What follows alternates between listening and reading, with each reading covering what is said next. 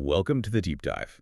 Today, we're kind of peeling back the glossy finish on Hollywood, looking underneath it all. Yeah, forget the Oscars, forget the gossip columns. We're talking about the real foundations, the ancient magic holding the place together. Exactly. We've got sources pointing to this, well, this hidden world, a secret society, a college course that doesn't officially exist, and maybe even the devil making deals at the Roosevelt. It all spins out from this one woman, Holland St. James. She starts off just looking into a rumor, like you do, Right. but it pulls her deep into this whole magical underbelly of Los Angeles, and it connects directly to her parents. Famous Hollywood figures, their deaths, very public, very sensational. So our mission today is to wade through this whole mess, the lies, the urban myths that turn out to be real, these powerful objects everyone's fighting over. We want to understand what it really costs to find the truth in this hidden L.A. Mm-hmm.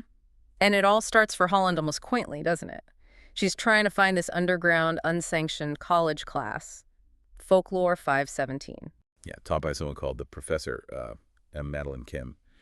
And the location itself, it just screams, this isn't your average history lecture. Oh, totally. It sets the tone perfectly. The class meets in this old movie theater lobby, kind of flickering lights, you know? And the details, Yeah. the concessions, it's like stepping back in time. Exactly. Popcorn still 10 cents, but right next to it, cigarettes for a quarter. It tells you this isn't just retro charm. It's like a pocket of LA where the old rules and maybe the old dangers still apply.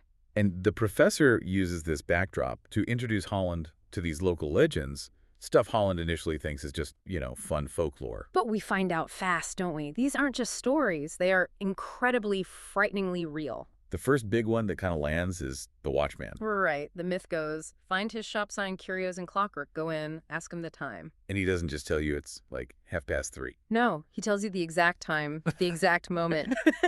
You will die. Chilling. But what's interesting, our sources say he sometimes gives advice, like really mundane advice. Yeah, it's almost bizarrely practical. He might tell you to, get a dog or exercise more, or even stop leaving mean comments on the internet. Wow. So, like, tiny life adjustments to push back your death date. Seems like it. It suggests that even with this heavy magical fate hanging over you, maybe the small things you do still matter. Your daily choices have weight. That's actually kind of profound. Okay, so from personal fate, we move to, well, bigger deals. Devil's deals. Mm-hmm. The professor teaches that the devil, well, he hangs out. Specifically, he favors the Hollywood Roosevelt Hotel. The Roosevelt, okay. And there's a ritual. A very specific one. You buy him a sidecar cocktail. Not just any drink, a sidecar. And in return. You get a business card. Blank. For one deal. One time only. No takebacks. And the implication here, threading through the sources. Yeah. It's huge. It really is. It suggests Hollywood wasn't built on dreams and luck. It was built on favors. Favors owed to the devil. Every big break, every mansion potentially has this shadow contract behind it. That's the world Holland's stepping into. And it gets personal for her, fast. Extremely personal. Because Holland St. James isn't her real name. She's hiding who she is. Her parents. They were Hollywood royalty, right? Director Benjamin J. Tierney and actress Isla Sink. Huge names. And their deaths in 2011 were massive news. Ruled a murder-suicide. The tabloids called it the Rule of Three death, blaming it all on an affair. Very public, very messy. But the professor has a different take, a much darker one. Yeah, she tells Holland the official story, the affair, the crime of passion, that's all a fabrication, a cover-up. To hide what? To hide the fact that Tierney and Saint had made a deal with the devil, and they didn't pay up. They defaulted on their magical debt. So their deaths weren't a tragedy of passion, but an enforcement action. That's the terrifying implication. It completely reframes Holland's past. She's not just digging into folklore anymore. She's investigating her parents' murder, potentially clearing their names from a lie built on, well, deeper, darker truths. And this hidden reality crashes into her own life pretty violently. The inciting incident. Oh, yeah. Her boyfriend, Jake, seemed like the perfect, supportive grad student boyfriend. The one who volunteers at the Echo Park Time Travel Mart. Which, in hindsight, maybe should have been a clue. His relationship with reality was already a bit flexible. Right. And it turns out he wasn't perfect or supportive. He was a plant, hired to investigate her family. Complete gut punch for Holland. Total betrayal of trust. And then things escalate. A watchman again. Jake gets a prediction from the Watchman, death at 6:47 p.m. that very evening. Unless he kills Holland. Oh my God. He refuses, he can't do it, and then he's murdered. Right on schedule. So that just slams the door shut on any doubt Holland had. Jake's death proves it. The Watchman is real, the danger is real, all the myths are real. And the world just keeps getting more complicated because now we learn about this other major player, the bank. The first bank of Centennial City. Sounds mundane, but they're anything but. Not at all. They're this incredibly powerful, secretive organization, and their stated goal is kind of a paradox. They want to protect the world and the alchemical heart. By keeping it out of anyone's hands, including their own, supposedly. Lock it away forever. And they're not gentle about it. The sources mention things like amnesia cases at the old LA Zoo. Yes, suggesting they use memory wipes, whatever it takes to maintain secrecy and control. They see themselves as protectors, but they're definitely operating in the gray areas. Or maybe the dark areas. And then Holland gets this crucial link.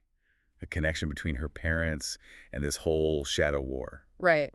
She gets contacted by the first bank of Centennial City, specifically a Mr. Manuel Vargas, about her father's safety deposit box. It's set to expire after 15 years. Exactly, 15 years. And this timing is critical. It matches a date Holland found in the professor's journal, a list of dates related to powerful magical objects reappearing. And the date is 10.2010 for her father finding something. Which means now, October 2025, and the story's present, is exactly 15 years later. It's the window, the time when whatever her father hid is likely to resurface.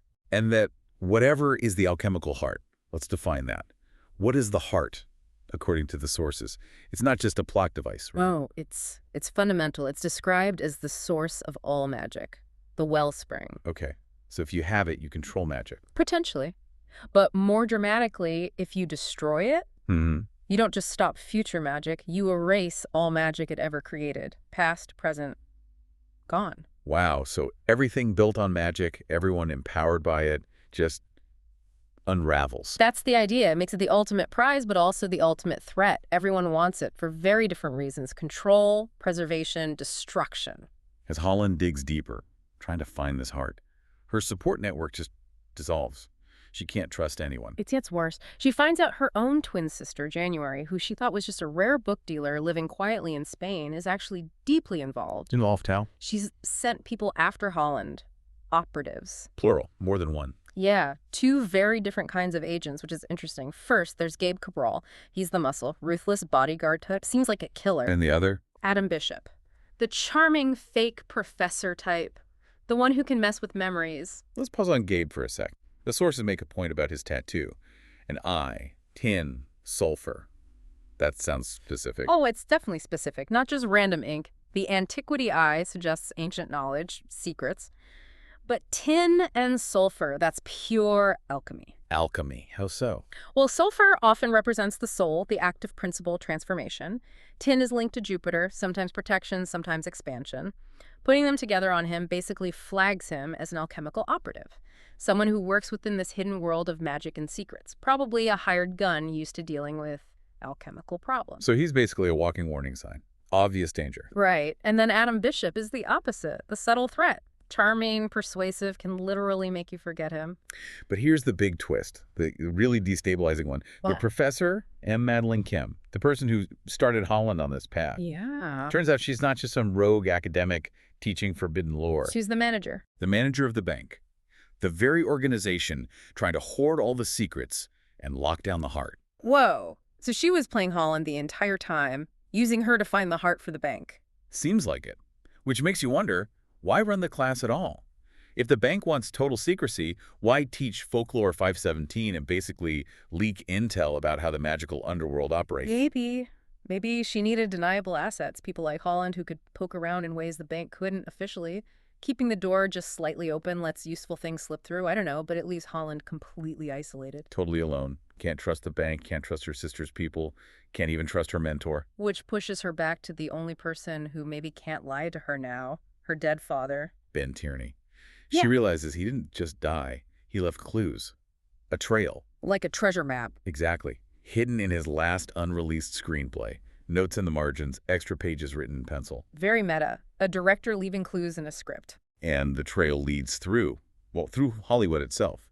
Properties owned by JME, Jericho Monroe Entertainment.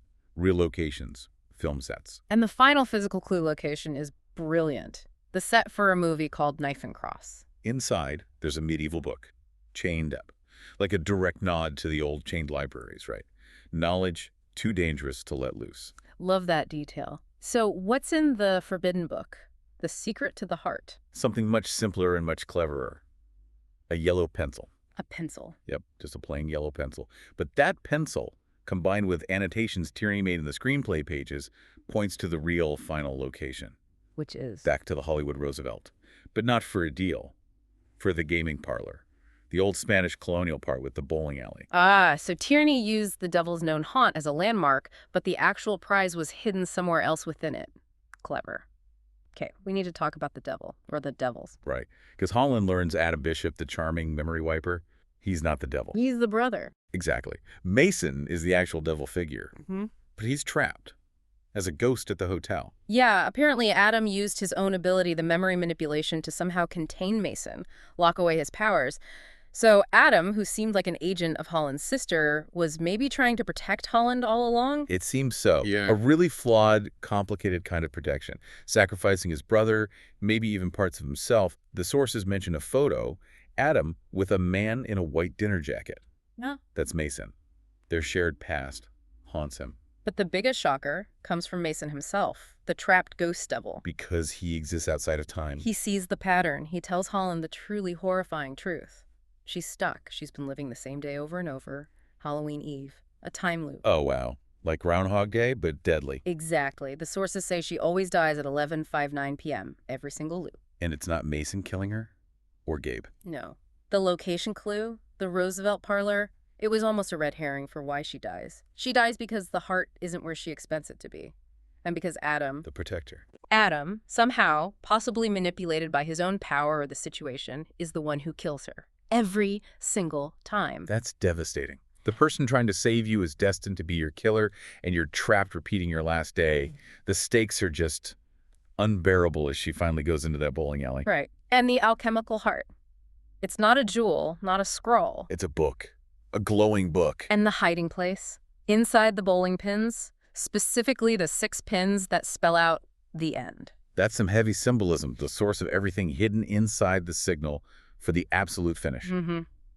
And this leads to Holland's big moment, her defining choice. She has the heart, the source of all magic. She could do anything. Bring back her parents. Fix the past. Destroy her enemies. Gabe, the professor, maybe even Adam. Break the loop for good. But she doesn't. No. Instead of resurrection or revenge, she uses her one request from the heart. To gain an ability. What ability? The power to know truth from lies. Yeah. To detect deception. Apparently, it's a legendary power tied to the Tierney family line, one her father never had. Wow. So she didn't choose to fix the past or secure her future with magic. She chose perception, knowledge. Exactly. The power to see the truth in a world that's built on layers and layers of lies and illusions and, well, time loops. Does it work? Does the loop break? It does. She wakes up the next morning, November 1st. It's over. She's free from the loop. But now she knows. She's aware of the entire magical world, and she can see instantly who's lying to her, which is probably everyone she knows. Yeah, the truth isn't necessarily freedom, is it? It's awareness. Constant, maybe painful awareness. And the sources end with one last, really unsettling scene. The meeting on the beach with Mason. The devil. But he's not a ghost anymore. Nope. He's somehow back. Physically present. Alive, it seems. And he gives Holland this warning about her new power. What does he say? Something like, people treat you differently when they know. If they think you're ordinary, they leave their guard down a little more. Basically, your power makes you a target, makes people wary. And then he leaves her something. He does. A parting gift. A matte black business card. Gold art deco border. The devil's calling card. The one for making deals. He's back in business. So, summing this all up, Holland went looking for a story, a rumor. She ended up uncovering this vast magical conspiracy tied to her family. And in the end, she gave up the chance to rewrite her parents' legacy, to undo the Rule of Three narrative. She gave up the chance for immediate magical solutions or revenge. Instead, she chose the ability to perceive truth. In a world fundamentally based on deception, that's the ultimate double-edged sword she's gained. Knowledge as a weapon. Which really brings us to that final thought, the thing for you, the listener, to consider. Holland now has the ultimate BS detector in a world overflowing with it. Everyone has lied to her. And she got this power from the Alchemical Heart, this ancient magical source that basically said it was happy to be used. So what does that imply about the power itself? Right, and now Mason, the original source of so much danger, is back on the board, handing out deal cards again. So, the question is, what does Holland do with this power? In a world this dark, knowing the truth, is that freedom? Or is it just a different kind of trap, a new kind of weapon she has to learn to wield? What's the first truth she pursues? What's the first lie she exposes? And what happens when people realize she knows? Lots to think about. Until the next deep dive, keep questioning the stories you think you know.